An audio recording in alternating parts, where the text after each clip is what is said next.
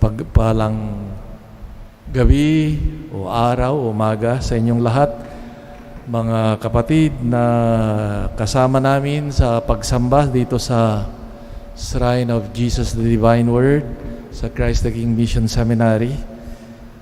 Kahit saan man kayo dako ng mundo, ipinapaabot ng aming pamayanan ang pagbati sa inyo ng patuloy nating pagdiriwang ng Pasko ng Pagkabuhay.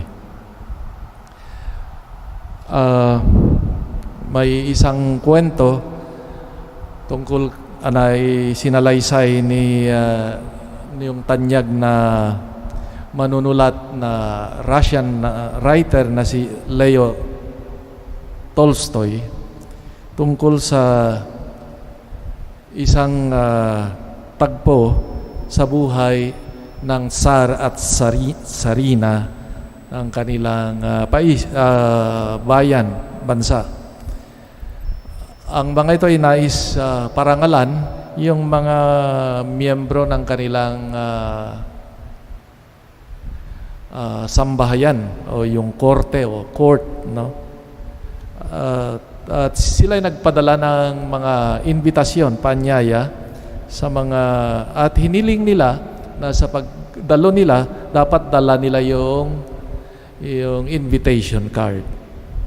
Pagdating nila ng mga inanyayahan at pagpasok nila ay yung mga gwardiya ay hindi tinignan yung mga dala nilang invitation, kundi ang tinitignan ang mga kamay, no?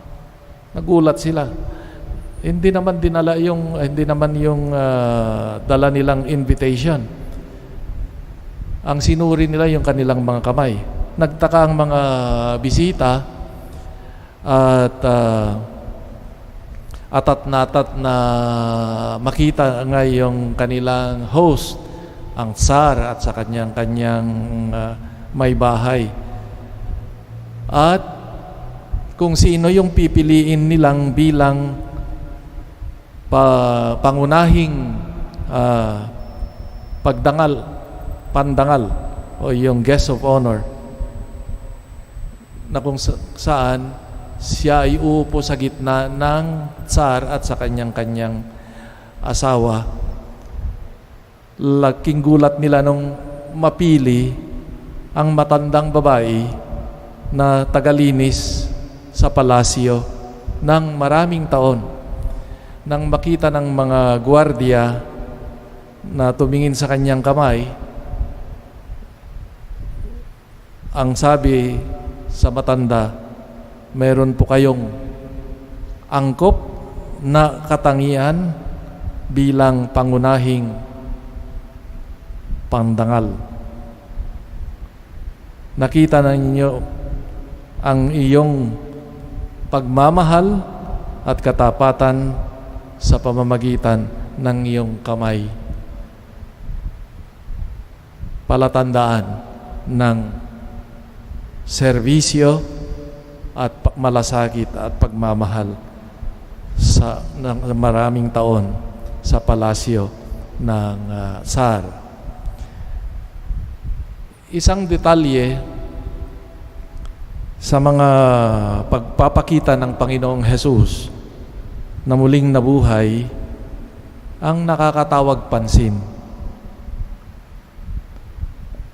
At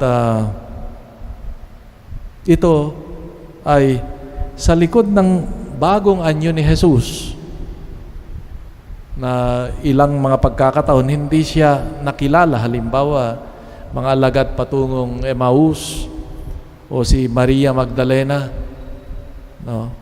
Nakala si Jesus ay hardinero, o yung mga alagad ni Jesus sa pampang ng lawa ng Tiberias, hindi makilala si Jesus dahil sa bagong anyo bilang nabuhay na maguli bilang Panginoon.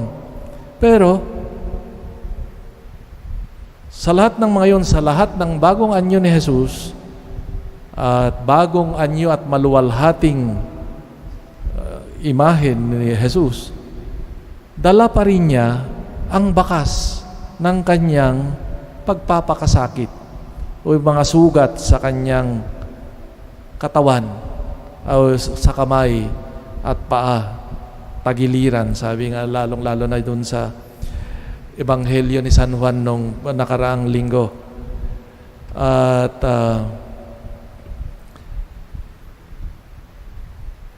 risen Lord with the marks of the crucifixion. Anong gustong ipahiwatig, ipahayag nito, at ano ang kahulugan nito? Una, sa palagay ko, sa pamamagitan nitong palatandaan, gaya ng kanyang katawan at sugat, ay nakilala ng mga alagad na siya nga talaga. Nakilala ng mga alagad na hindi siya guni-guni. Ginamit ni Jesus ang mga nakagawiang gawain gaya ng pagkain, kagaya narinig natin. Kasama nila pagpira-piraso ng tinapay, kasama ng mga, halimbawa, mga alagad papuntang Emmaus, at doon nakilala si Jesus. Pangingisda, yung mga nakagawiang gawain ay yun ang ginamit ni Jesus para makilala siya ng kanyang mga alagad, para ipamalas sa mga alagad niya na siya nga mismo yung kasama nila at sinundan nilang guro mula sa Galilea.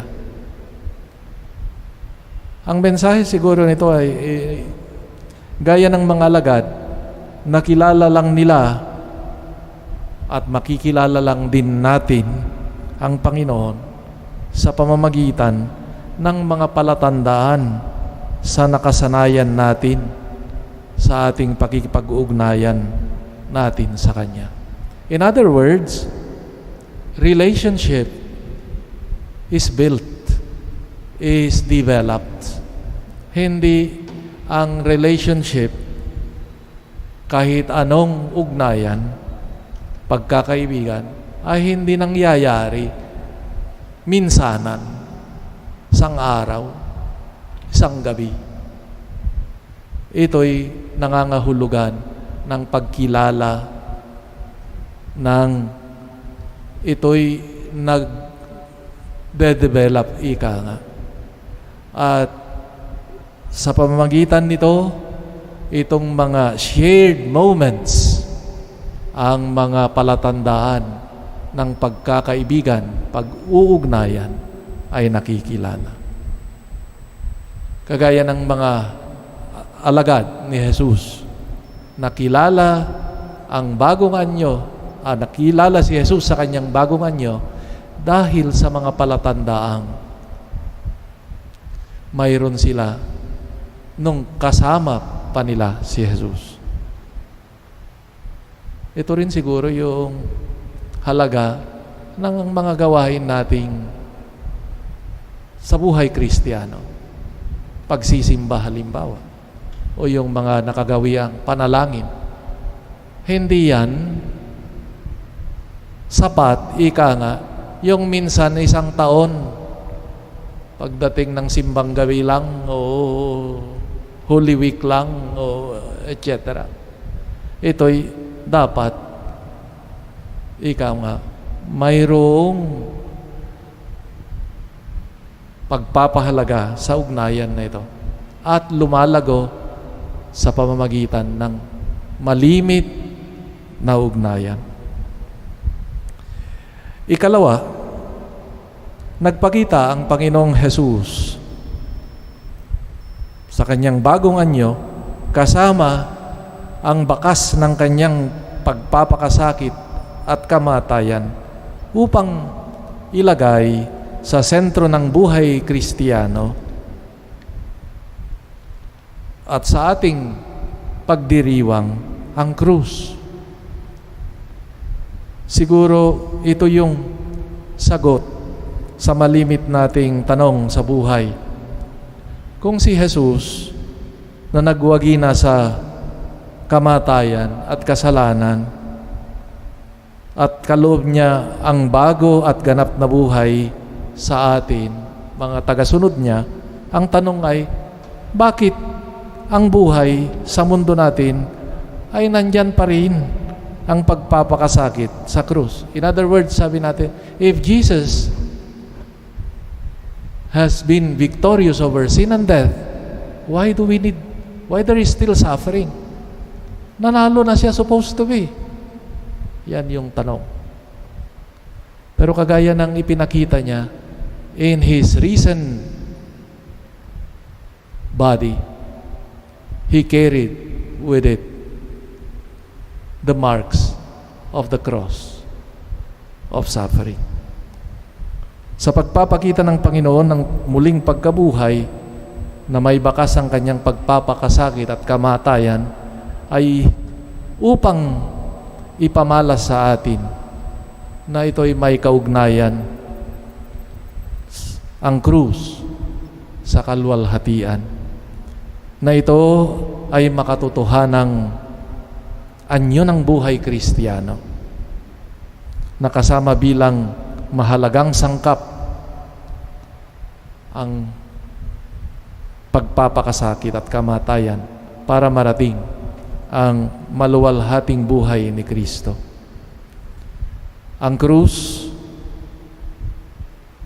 ang palatandaan ng kanyang kamatayan ay paalala din ng pagmamahal, tagumpay ng pagmamahal ni Kristo para sa ating kaligtasan.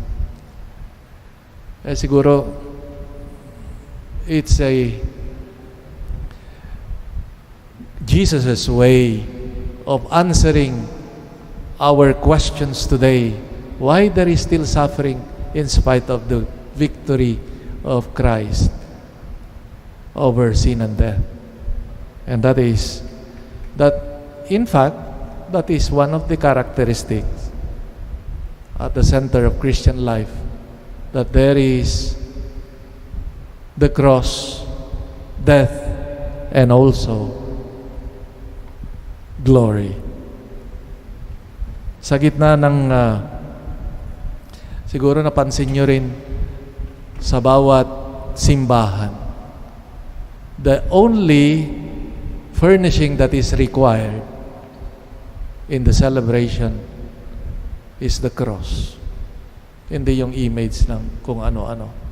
The only image that is required is the cross. And that is always reconnected with the altar precisely with the message that the gift of the Eucharist is a fruit of the love shown by Jesus' sacrifice on the cross. Nabukal ng buhay. Kaya siguro sa gitna ng ating